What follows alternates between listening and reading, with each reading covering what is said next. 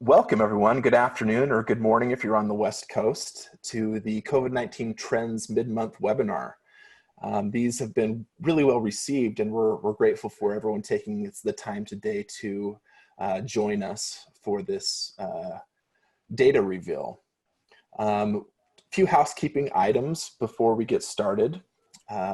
Today we're going to be in webinar only mode, so everyone will be in listen only, and if you have any questions throughout the presentation, both Chase and Virginia have been great about answering those questions as they come up. If we don't get to everyone's questions, we will get to them after the presentation. The recording for this presentation will be available today on our COVID-19 landing page, and you can access that at entrata.com. Also today, we will have some new news. We have a press release going out currently with some new features that we've launched and some of this trend data. Also on that landing page today, we'll have new white papers with this information for both conventional and student, and those will be updated by the end of day today. Just briefly, I wanted to thank everyone on the Entrata side who has been instrumental in gathering this data over the last couple of days again. Again, it's not a short process to get all this into a consumable format, and I realize that many people have had their hands in this, and so I appreciate everyone's time and effort in getting this together. So with that said, I'd like to turn the time over to our industry principal, Virginia Love, to get us started. Thank you, Kobe. And yes, thanks to everyone for joining us again today and to that Entrata team. Again, like Kobe said, not a small task to pull this off. So we're very proud of the information that we're able to share. And so glad everybody could join us again today for the mid-month payment trends for COVID-19. Our first webinar on payment was on April the 8th, right after Rent Week. So we're excited to give you some information to update you now that we're, through most of the month. It's week 6 of sheltering in place for most of us, and we certainly hope everyone is safe and well and focusing on getting on the other side of this. I think we say it all the time at Entrata is that we're all in this together. So this time that we get to spend with you every week on a webinar has become really precious to us. So again, this week, I'm very honored to have Entrata President and COO Chase Harrington join me today. Hey, Chase. Hello, Virginia. Happy to be here with you. Good to be here with you as well. So we're going to go through, we have a lot of slides today, do we not? We do. We do, but it's all really good data. And like Kobe said, we're available to take questions when needed. So did you want to go through the disclaimer? Yeah. So just like last time, we've taken all of this data. We are doing our best to provide the best data integrity and accuracy to the data. There can be errors in this data. We're doing our best under the time constraints and how quickly it's moving, as well as we're continuing to try to add some new metrics. So we're excited because we're going to have some new numbers that we didn't share last time that we think are important, and some new visualizations of the data that we think will help to be able to understand the data even better. So we're really, really excited about that, but we do want to throw that disclaimer out there. We're not providing any legal or business advice. We're just trying to present the data for you in the best fashion able and aggregate it and normalize it the best way that we can. But there's always some discrepancy there. With that, occupancy is a new number that we're going to be presenting today, and I'm going to let Virginia go through these first 2 numbers. Yeah, absolutely. Occupancy and renewals are both 2 new things that we're going to show before we get into things like rents and some of the operational data points that we've had. So when you're looking at the occupancy, it's not terribly bad. Year over year, we're kind of flat. Of course, we're sheltering in place for April, for most of the month, and for some of March. So we know that that has a lot to do with it, but we're kind of holding in place. Student especially, they're sort of right where they're supposed to be, and not doing much difference than we saw this time last year. Conventional, same story. We're right exactly, sort of holding steady. We're at 93%. You can see April of last year, we're just a little bit higher than we were right now. So that doesn't look too bad. But again, we're all sheltered in place. We hear from a lot of clients that they're not having people move in and move out right now. So we anticipate this number to be, up and down in the coming months as things start to normalize. Let's take a look at renewals. So on the renewal front, student is the real story. I mean, here is a group of of folks that know how to do some early marketing pushes for renewals, and it paid off. So they're at 69%, higher renewal than usual. So that's something to be really proud of. And then looking at conventional, you know, we usually see it around 55 to 60%. We're at 48%. It's down, you know, from about 60% last April of 2019. But, you know, with that occupancy holding, we're attributing a lot of this to a fair amount of month-to-month leases that are, you know, they're not into renewal. They're not, where the teams aren't pressuring people into renewing. So we think this is just going to hold steady a little bit further to where we can start having, add some of that business as usual practices. Would you agree, Chase? Yeah, I mean, I think that's, the positive is to your point, we're holding steady, right? We're seeing that trend is holding steady, but with the renewal percentage going down, it appears as though most of those are moving month to month and not renewing right now. We'll have some more renewal data as time goes on. It does appear there's a lot of some of the renewals that are going out, we are seeing, you know, renewals with no increase.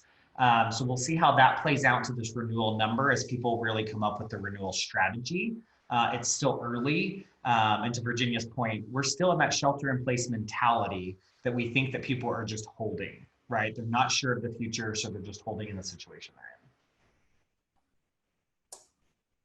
So we're gonna move to rent payments next. We're really excited. This is where we participate in the NMHC Rent Tracker to really try to get the best aggregated data between all of the providers and provide that. These are our numbers. We're really excited about these. April is really shaping up well. If you look at the amount of rent paid, so there's two numbers here and I want to explain the difference. The top numbers for student and conventional are the number of units who made a rent payment by April 20th. You can see below them how that compares to the previous month. So we're only about 1% behind, where both on students a little bit further, but between student and conventional, it's not near as bad as the projections were kind of late March, early April shaping up that people were talking about. What we did see, we saw almost a 10 percentage point increase in the last 2 weeks on both these numbers. We're really attributing that to stimulus checks came out, unemployment checks are starting to be distributed, and that people actually did use that money to pay their rent.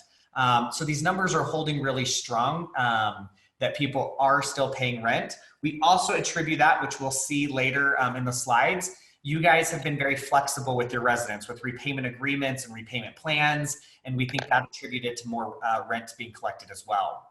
So that percentage on the top is units, whereas this next line item is the amount of rent. So we took billed rent versus collected. So that takes into account repayment plans and things like that. You'll see we're a little bit behind comparative to March, but it's still, again, these numbers are better than we were anticipating. These numbers were also cut in half in the last 2 weeks. So student was closer to that 12 and conventional that 15% 2 weeks ago. So we've seen those narrow. We anticipate that we will see probably 1 or 2 more percentage points on both of these movements and then in the final week and a half of April. So the trend is shaping up well. April has really shaped up well from a rent collection perspective, and I think better than what most economists were projecting. The jury's still out about May. I would say we've had good plans, we've executed good plans, and we have to continue with that through May. So here's a map. We wanted to make sure to provide the regional data as well. So you can see the percent of units paid rent by April 20th, and this is student housing. You're seeing pretty consistent numbers across the board in the nation. The interesting part is the areas that you are seeing the hardest hit or the lowest numbers are those that are a little bit more dependent on the service industry. So you look at Nevada, it's got a pretty not great number. And then you look at Massachusetts and you're seeing the same trend. That carries into percent collected, the delinquency. The interesting part is some of them vary a little bit. Massachusetts number, they're really leading the way. Unfortunately, on uncollected rent, they're at that 16%. You can see New York is pretty high. So there is a direct correlation on a lot of these states between the service organizations as well as COVID numbers. But we are seeing that some states are handling it pretty well. You look at some of the more Midwest, those numbers are looking pretty good and they're holding pretty well from a student perspective. The trends aren't that much different than conventional. With conventional, we are seeing the percentages sway a little bit, but there's not a dramatic difference.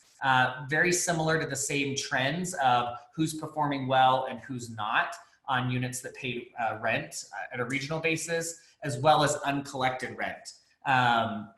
They both kind of pair pretty well to each other across the nation on these. And you see some states that are performing month over month better than they were last month.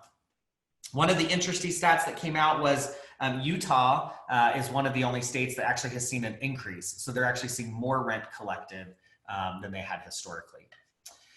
So looking at payment types, not surprising. We're seeing the non-electronic payment types continue to decrease, right? So the numbers that you see to the far right, the increase of 4%, decrease of 7%, this is over the last 2 weeks as we got more payments for the month. So from April 8th when we reported to now, there was 4%, even more credit cards. Checks continued to go down as a percentage of total payments, and then e-checks up with students. Conventional is pretty much the same, not a huge difference here. We're just really seeing good adoption of electronic payments. Again, I think that this is attributed to a lot of your plans to absorb fees, to make it even easier and provide no barriers for residents to make their payments. So we're seeing pretty good trends here. So fees and repayment agreements, kind of tying back into that. Late fees. If we take a look at late fees, some of these numbers you guys are gonna notice we changed from last April 8th because we wanted to update them to normalize them as best as we could so that it really provides a true trend. So what we did here was, this is late fees posted per unit.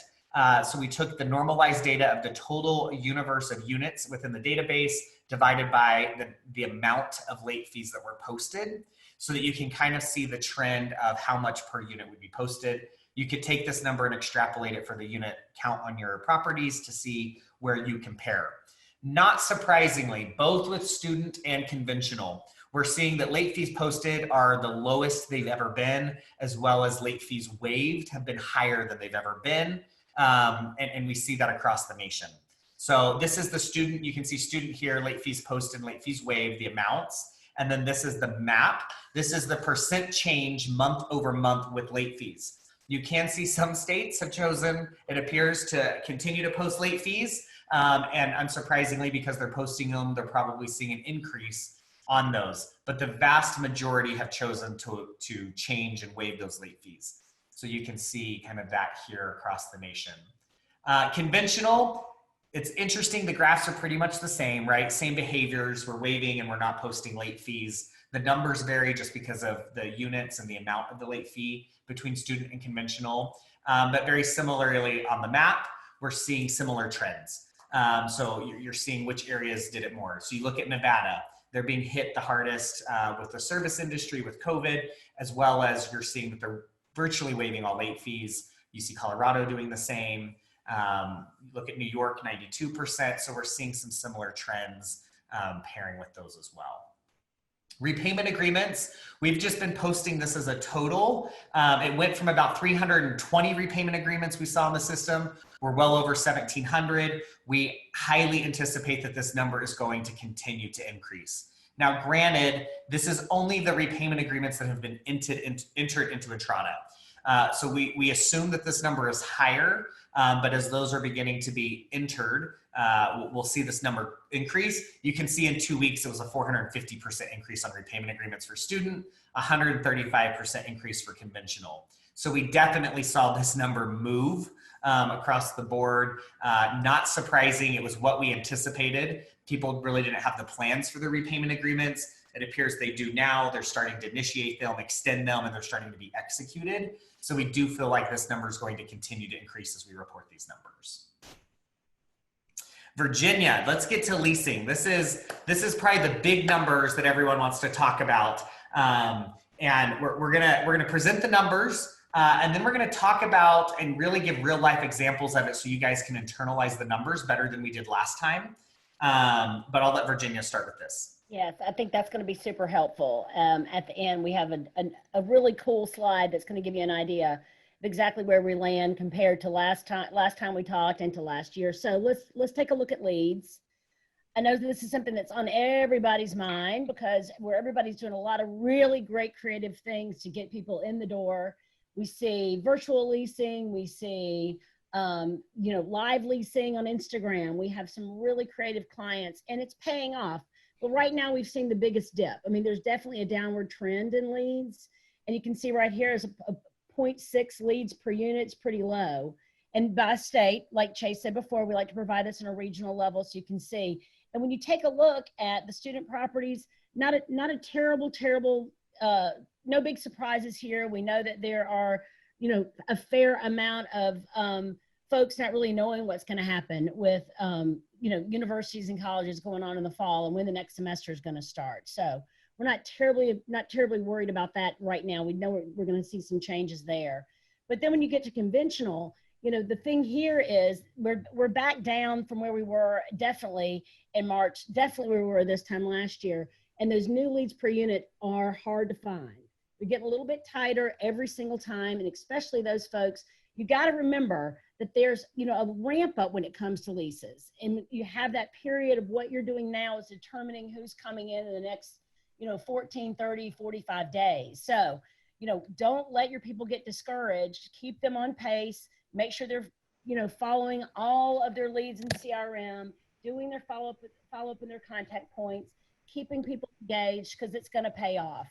Yeah, I think Virginia, your point, I think I want to make sure people realize this 0.35 number, right? This is a normalized. We're going to show you some real numbers, but this means that there are still leads, even though it's decreased. Right. There are still leads, and we're going to see that across the board. So remember that. The trend that you see over here to the right, the decrease by 0.05 or 12.5%, that was in the last 2 weeks, right? What we reported from the 1st to the 8th, from the 8th to now, we have seen that the new leads have continued to decrease over time. But there are still leads, right? You look at, we're at that winter leasing rate instead of our normal high peak. Right, instead of that normal, leasing season. And what I do like about you sharing that information, Chase, in that previous slide is, hopefully we saw this, or when we saw this earlier in this month, right after the shelter in place went into place. Again, those folks that had the marketing already in place, following up, they were able to capture some of those leases, based on previous habits that they had. So we just don't want people to let go of that. And we want them to keep plugging on, because there are leads out there, but they are a little bit less than we would like them to be. So, and then of course here you can see the change of leads by state. And back to Chase's point of things that are in those high service areas, you just got to watch what's going on in each one of your markets and make some really smart advertising decisions. Applications is another really great one to take a look at. So when you take a look at the student properties and the new applications per month, again, we're kind of a little bit below where we are this time last year. A little bit of a difference from 2 weeks ago. So it's not terribly bad, about 84 applications if you had a 200 unit property, which is something we're going to show you here in a minute. And then when you look at conventional, we're seeing some small improvements there. Here's the state by state regional view of the student properties. And then when you get to conventional, we're seeing some small improvement here and there, not terribly great, but we're hoping that, as this progresses and as the news is coming out that people are trying to get back to whatever our new normal is, we know folks are going to have to continue to move, just like those leads are few, those applications. We want to see a really nice, good, high closing ratio. We see that with people that are doing virtual tours, that they're closing. There's a couple of groups in Atlanta closing at 65, 70% on virtual tours. So they're able to get those applications through.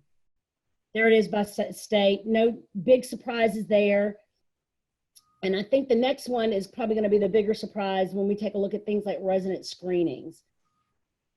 So what I think is really interesting about resident screenings, and Chase, you and I were talking about this before, is that sort of more than ever, getting folks from the leasing process to the screening process, it could not be more important, correct? Yeah, for sure.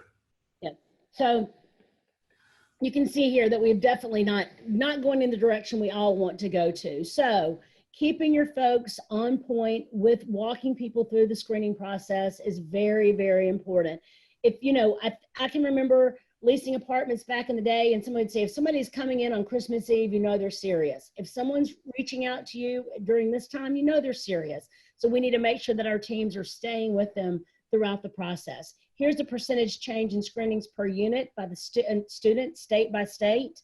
Again, fair amount of uncertainty about what's going to go on with student and when classes are going to be back, if they're going to have majority of their classes going to be virtual to start off, and then they'll start peppering back into the university. A lot of questions out there in that space. And one of the pieces here, Virginia, that I think is interesting is if we look at kind of the flow, right? What we're seeing is the bottom of the funnel is getting very empty, right? And so we're seeing higher decreases the further in the leasing cycle. And so that really comes back to that point of we've got to make sure we're pushing those who are serious through the leasing cycle. You know, we're seeing it's not surprising, right? If the top of the funnel is decreasing, you're going to see the decreases all the way through.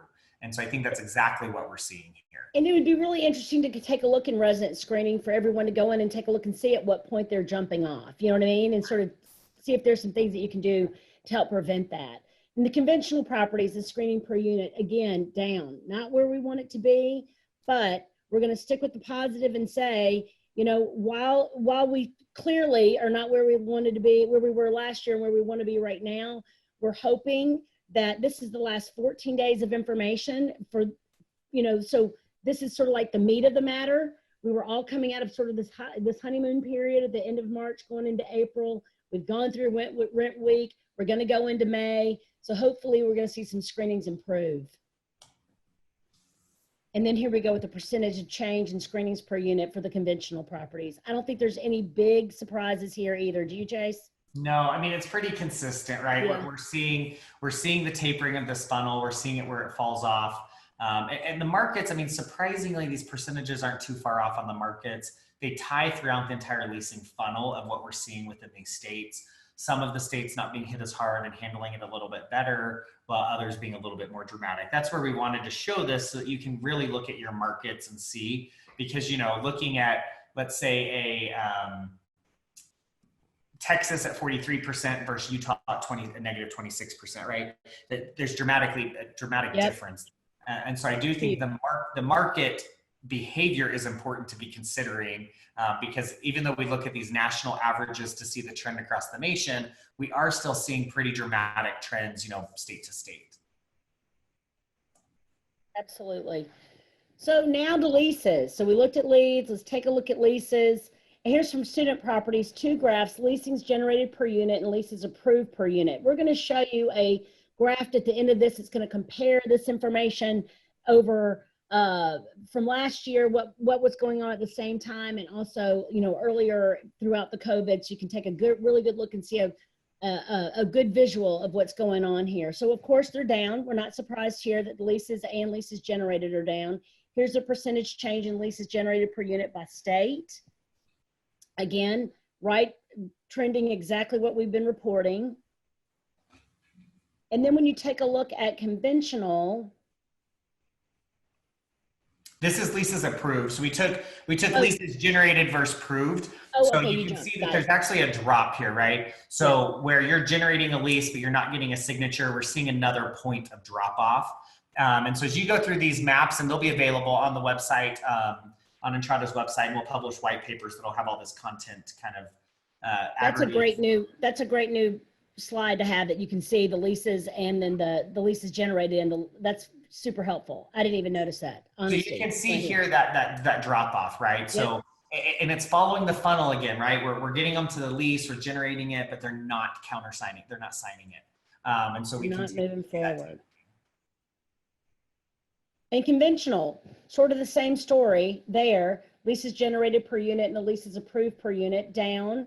But I mean, I'll be honest with you, it's not nearly as low as I would have anticipated it being. And I think in your next 2 slides, when you look at by state in comparisons, the percentage of change in leases generated per unit for conventional, and then those that have generated a lease for approved, a little bit of a jump there. Can you do that? Go back one more time so we can see it again. Yeah, not too bad. That's, you know, I always think when I think about apartments, I think about the Southeast where apartments are so strong, and that's trending about the same. So, but some states are way off, way off. So that's a really helpful graph, a really helpful map to go back and take a look for yourself regionally and see what your teams are doing. So Here's your this baby, is the slide Chase. that's Would you like to really talk about exciting. it? Yeah.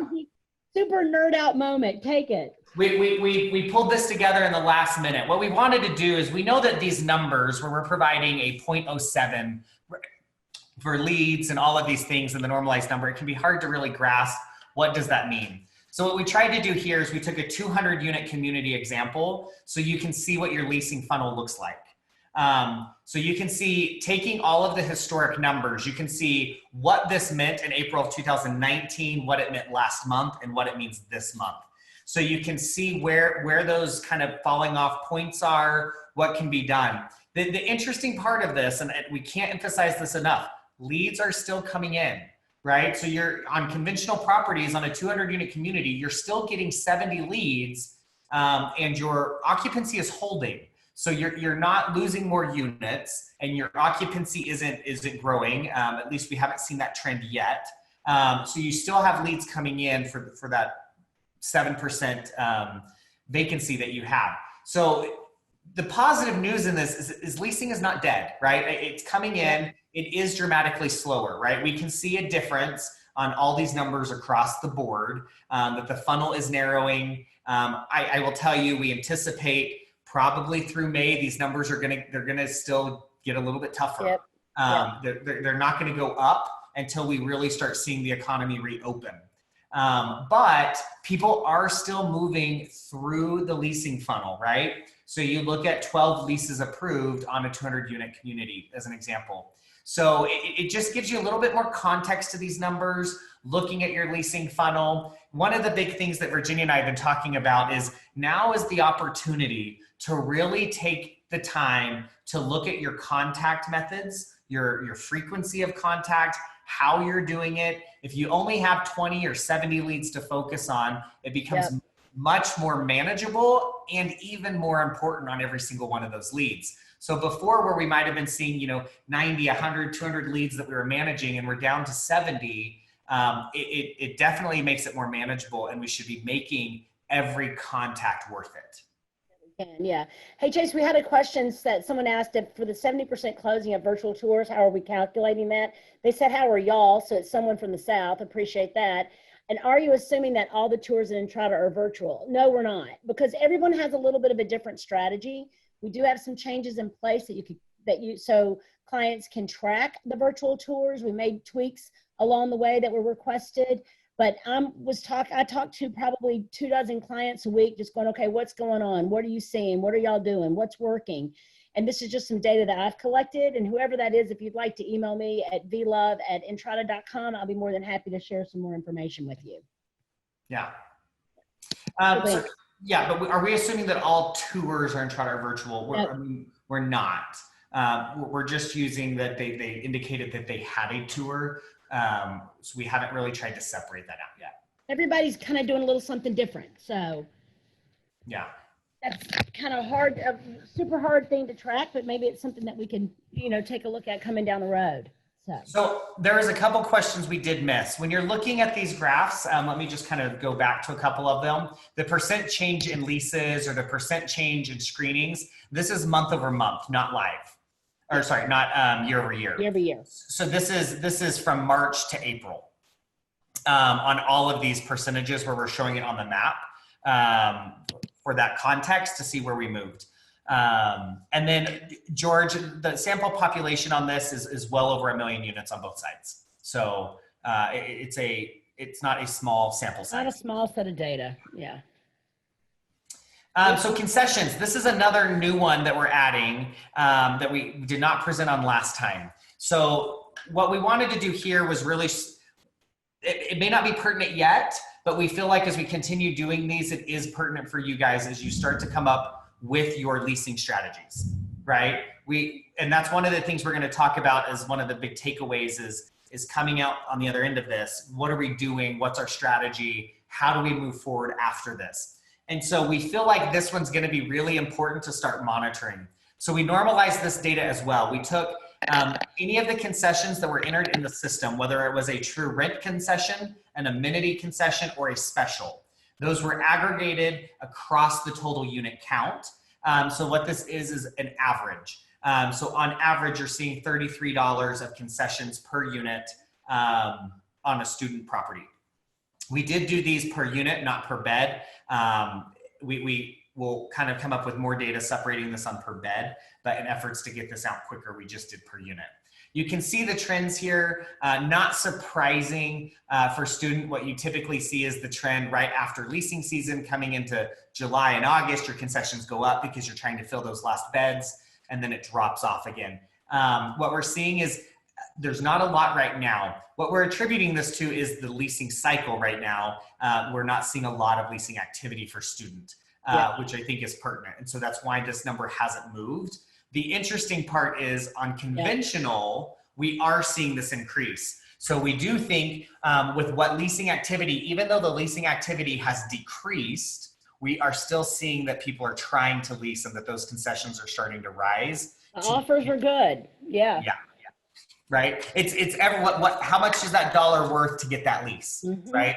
Right. And so we're starting to see that movement. This will be an interesting number that we'll keep reporting to trend to see how people are strategizing against leasing, how they're able to, how they're able to get those leases. What do they have to give up to get the lease? And so it's interesting early data for us to look at. The next one is we did not provide pre-leasing data. And this is super interesting. This is just for student housing, looking at what the pre-leasing is. So we're looking at the national average of 55%. So student housing across our platform is at 55% pre-leased for next year. You can see the different markets and how they're performing compared to that national average of 55%. What's really, really interesting is, as you guys saw, this is performing pretty well comparative. When we look at the renewals at 69%, student did a very good job this year of getting renewals through and getting them signed early, which we think is contributing to this what I would consider to be better than expected pre-leasing number, considering the lease activity, looking at that, right? So it's interesting to see these markets and where the pre-lease percentage by state is at. Again, we expect that these numbers are going to remain relatively flat until some larger decisions are made publicly about, coming back to school in the fall. So we're watching those. We're seeing how that impacts these numbers, how it correlates. Our hope, obviously, is that we're just going to see a delayed leasing season for student as opposed to it being right now, and they're pretty much usually pre-leased by this point. That we might just see that move in towards July as we start to see universities come out with their plans for the fall. And that's what it's attributing to this. But a new number, again, both on the concessions and the pre-lease that we're going to start tracking and sharing with you guys. It will be in the white paper in addition to that. Chase, we had a question that somebody said, are you tracking applicant concessions versus resident concessions? Because it could be a payment plan entered through concessions. We are. So payment plans, the way that they're entered in our system, it doesn't consider it a concession. So we're able to separate those payment plans from concessions. So this is true concessions. Good job. Good question. Yeah, great question. Absolutely. So call volume, you want to talk about this, Virginia? You go right ahead. You're on a roll. All right. So calls, we saw a spike in calls, right? Right when COVID started happening. We're starting to see that now level off. We took this number, we normalized it as opposed to the number of calls, which is what we were reporting before, so that we can see the trend. Obviously, not surprising. Typically, we're seeing call volumes increase through the leasing season. You can see that peak through August, then it starts to drop off. But what we are seeing is these are early values for the leasing season. We anticipate that these numbers are going to continue to climb. One of the really interesting parts of this is looking at the calls per state. So you can see which calls. We again attribute this looking back at leasing trends, looking at the calls. So we're really trying to get all of this data so you can make a decision across all of it, right? Because if people are still calling, that's going to impact leasing numbers as well. So we're trying to provide as a complete picture as possible for this. If you took this, you could extrapolate this similarly across your units to say how many units you have, how many calls are you getting. This number has been climbing. We anticipate it will continue to climb, especially when we start to pull through and the economy starts to go live again. These will grow dramatically. So you can see that student versus conventional, they're very, very similar. Nothing too surprising there. Here's what's interesting is the percentage. So we updated this from last time as well. So who's calling? Obviously for student, resident calls, are the top right now. For those who are still there and haven't left, we are seeing an increase. If you look at that comparative to last year, I mean, you can look at last year for student in April, and we were below 60%. We're up almost 20 percentage points. We're at what, 55 to 75? Yeah, almost 20 percentage points on the resident calls. Not surprising. They're sheltering in place. They're at home. There's going to be more phone calls there.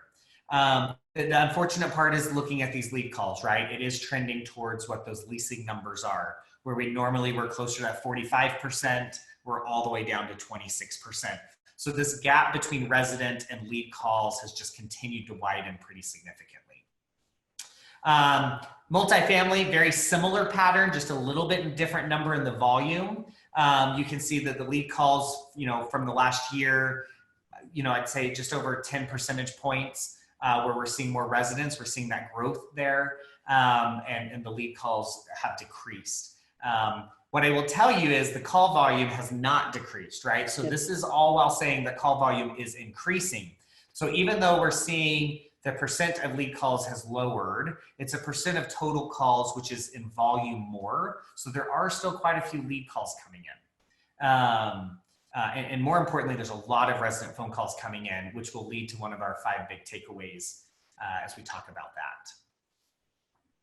I'll hand this over to you, Virginia, to talk about. Just some of the operations things that we've been tracking as well, that we're able to track: service requests, maintenance requests. We know a lot of clients are limiting what they are doing in the units. Most are doing only emergency requests. So again, folks are spending time at home, and certainly we expect a jump in service requests once we're on the other side of this. I thought on the session we did last week about social distancing, customer engagement, one client, Range Water, has a service manager who's doing videos, and they're on their Instagram page, just like how to replace a light bulb, how to reset your garbage disposal. So they got way ahead of that. And so they're cutting down on the request and cutting down on the people in the units. So we do anticipate that this is going to start clicking back up as people are, getting back to the new normal in conventional and in students. So no real story there, a little bit down. We know that everybody wants to keep their team super duper safe, and we certainly applaud that. Looking at the next is packages, I believe. Yes. So while we've been sitting here, I've gotten 3 alerts that things have been delivered to my house. I know everybody is on, on the ordering everything online. Student and conventional is about the same. Remember, again, some clients put some things into place, stopped receiving packages, having the package go in directly to the apartment door. So that's going to make a big difference here. So no student. A lot of people aren't at student property, so there's not a lot of packages being delivered. I think we attribute a lot of this on the student side to being, you've seen an increase with the schools closing of students. That's right. They're just not there. Yes. Right. But in conventional, still down what I would consider at the where we are. I would think that it would be a little bit higher up, but again, those practices that everybody put into place are going to make a huge difference in the number. One of the things that we're looking at is how packages are being handled and entered and dismissed or distributed to the residents. And so we know that some of those processes have changed. There are some who have packages being delivered differently, and that may be impacting this number. But what I will tell you is you can see in 2 weeks, this number went up 464%. What we are noticing is there was kind of the initial shock and awe of sheltering in place, conserving, and nobody buying or doing anything because they're waiting to see what happened. And then in that same time period, we saw that Amazon and some others really started restricting non-essential items being ordered so that the essential items could be delivered. So, we saw that switch in it. Our anticipation is, as we've seen in these last 2 weeks, we're going to see this number start regularly ticking back up throughout the month and the months to come as some of that shipping gets back to normal as well. A lot of things to consider. So, our top 5 best practices. First, I think first and foremost, payment strategies have paid off. I can't emphasize this enough. April, there was a lot of fear about the payment and rent payments coming in. It has shaped up really well. And I really, really think from all of the data that we've looked at, that's being attributed to you as operators being flexible with your residents. You've provided options, you've made appropriate changes, and that's resulted in more rent being collected than anticipated. There is the concern that April was the good month, right? Right. And May and June may change here. What we would recommend is continue to be flexible and be proactive about this, right? If you didn't make some of those changes with late fees, repayment agreements, absorbing convenience fees, now's the time to be considering that before you get into May rent. We presented it last time. Those who absorbed convenience fees saw double-digit % increase in those first 5 days of rent collected. So there is huge opportunities here. If you haven't done it, to do it. If you're already doing it, fantastic job. Keep doing it. Be flexible. It really is proving to pay off from that perspective. Agreed. And then to your point, you're working those leads that they're still coming in. I love the point about reviewing contact points and the frequency. You know, right now, one of the luxuries we have is a little time. So you're able to be more strategic in your follow-up and how you're trying to nurture those leads. So make sure your teams have what they need. Make sure that they are addressing what the current situation that's going on. So they have that empathy in sales. And let's, utilize those contact points so you know that you're getting to the lead and you're giving them the information that they need to be able to make a decision. Our next one is, that one's you. Are you, Chase? Yeah. So we did provide available to everyone today. We will also post the user guides for it. Some of the data that we're using to collect on delinquency and comparative delinquency, those reports are being pushed into Entrata. They are live.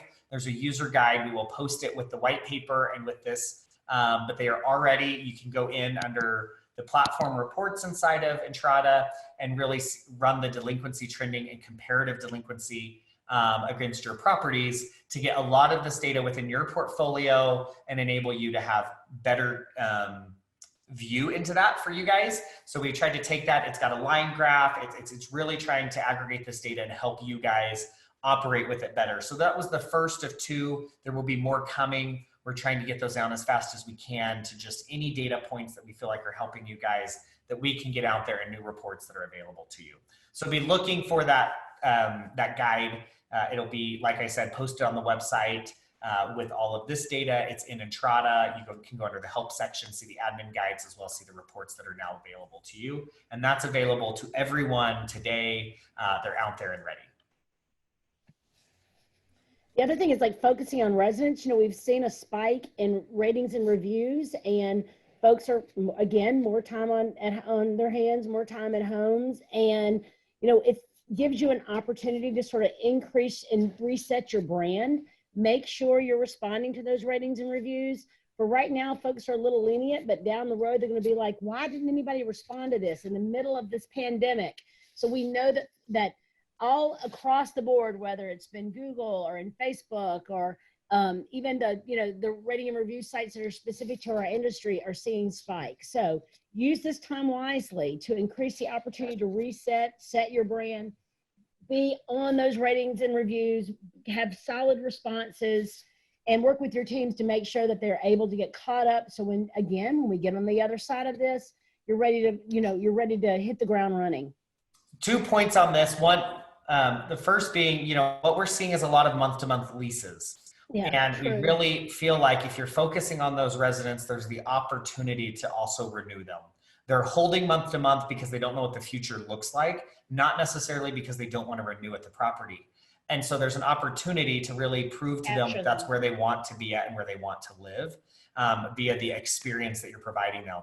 So really don't miss on that opportunity to focus on them and convert them through a renewal to keep your occupancies. One of the things that we're looking at, and I'm going to try to pull this data, You know, the two areas that I would say are the largest concern for occupancy right now are short-term rentals and corporate rentals. Yeah. We're seeing, you know, the impact of corporate rentals with business struggling. Those are going to be decreasing significantly, as well as we're seeing short-term rentals drop off, right? You can't travel, you can't go to these other places. And so some of those units that were depending on short-term rental occupancy are really being hit now. So those are the two areas from an occupancy perspective that we didn't talk about. I wanted to make sure to hit on that we feel like everyone should be focused and looking at, right? Those are going to be critical to the future of coming through this on the other side, is what's the strategy on those? Because if we don't do that now, we're going to see the hit of occupancy decreasing later. And so planning now for that's going to be critical, which leads into this next one. Start planning for the other side now. I love this point. And everything that we looked at today, or a lot of the things that we've been looking at, that we've been talking to, and that's going on around us, is about what's going to happen next and what's going to happen next. And like we said, there's going to be a ramp up period of, okay, what does the new normal look like? So put yourself 14, 30 days, 45 days out and go, okay, how do we need to reschedule ourselves? Are we going to keep the virtual tours? I'd hope you would. How are we going to keep the amenities areas clean? How are we going to protect our service teams? All of those things are super duper important, and they're going to take some planning. And a lot of the clients that I've talked to are like, they're already in that space of saying, you know what? We put everything in place. We've got it humming along as best as we can. We're focusing on our teams, focusing on our customers. So let's start thinking about what's next. How are we going to accommodate what's next? And I think that's super duper smart. I think it's absolutely critical. We're going to see some of those changes. You know, what does the new normal become? What does that look like? And if we plan now, we'll be prepared for it. Yeah. So. Yeah. And there's been a couple of articles. There was one today about, what do refreshment stands look like? You know, you go to a nice hotel and they have a big water station with lemons and free cookies. They're like, are we going to have a free cookie? Probably not. So there's just a lot of things to think about that I know that the site teams are dealing with every day, and the things that they do as part of their daily opening and closing of the properties. So there's a lot of little bitty nuances that we have to take a look at. And to get a little bit in front of this, next week on our next webinar, we're going to have one about marketing on the other side of COVID-19. There's some definite things that Google has put into place, the ratings and reviews that we've talked about, ways that you can ramp up your SEO and your pay-per-click campaign. So we'll be sending out an invitation to register for that session probably tomorrow. And, start getting everyone thinking about what are we doing in a month? What is it going to look like in a month? Because it's gotten better every week, right, Chase? Yep. And I think one of the big pieces of this, just so you guys know, is the next webinar with this data will be, we're going to set that for May 8th, and we're going to be consistent with the NMHC release of their data. The reason for May 8th is we can give you the complete view of what occurred in April, as well as May Rent Week combined. So we will do it on May 8th. We'll have all of the data so that now we'll actually see how April fared out, what happened with leasing, where did rent payments end up coming in, and then we'll even have a view into the first week in May, which will be very telling for how May is going to follow. So be looking for that invite as well to get even more updated data on it.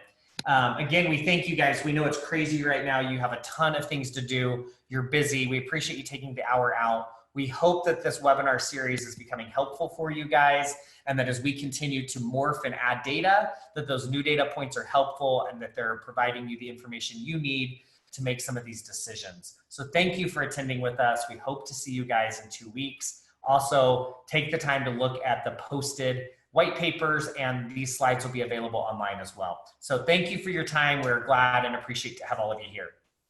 Thanks, everybody.